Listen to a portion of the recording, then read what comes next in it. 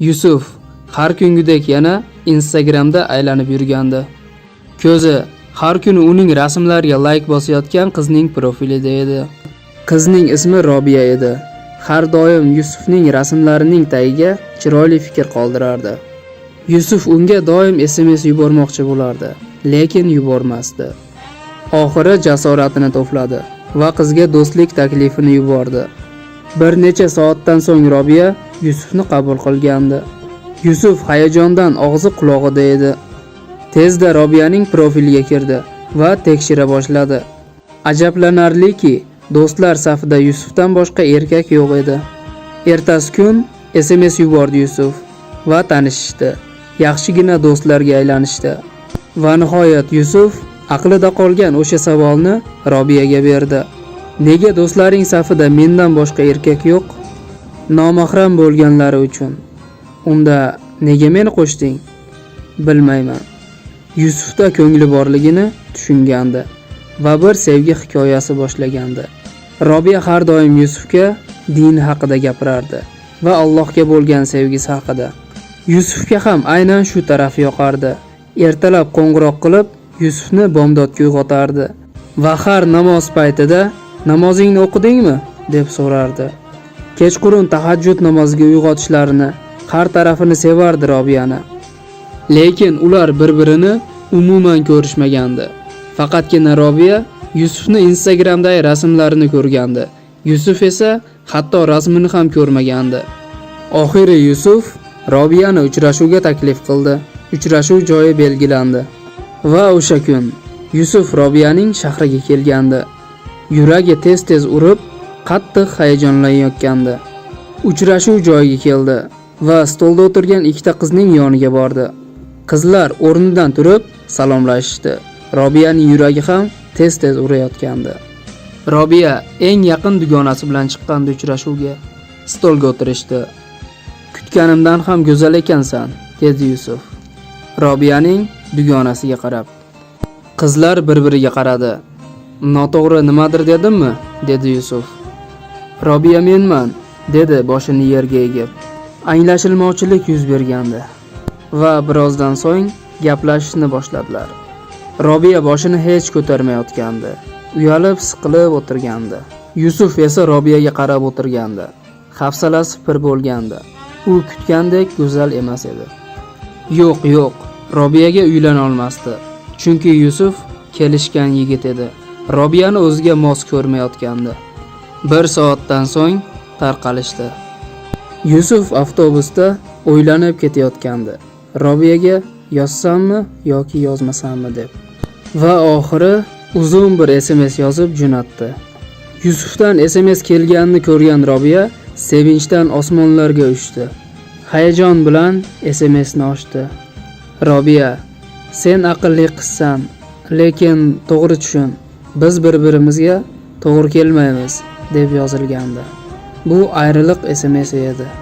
Ko'zidan yoshlar oqa boshladi. Dugonasi qo'lidan telefonni oldi. U ham o'qidi. Robiya kunlarcha yig'ladi. Namozlarini ham zavq ichida o'qimayotgandi ortiq. Yashashdan ko'ngli qolgandi.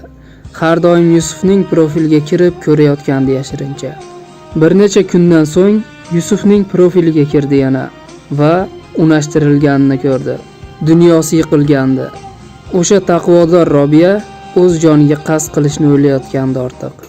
Yig'lab uxlab qoldi va tushida Yusufni ko'rdi. Olovga qarab yugurayotgandi Yusuf.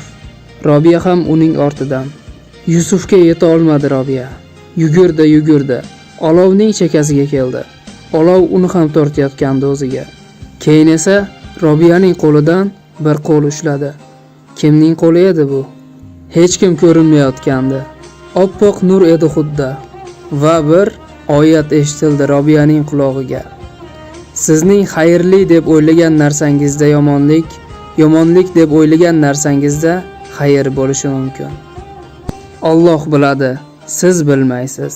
Uyg'ondi Robiya, yig'layotgandi va yig'lab tavba qildi. 6 yildan so'ng Robiya ko'p o'tmasdan bir imomga turmushga chiqqandi. To'ylardan keyin umra ziyoratiga borishgandi. Orzu qilgan turmushni turmush o'rtog'i Solihda topgandi va dunyolar go'zali bir qizchasi bo'lgandi.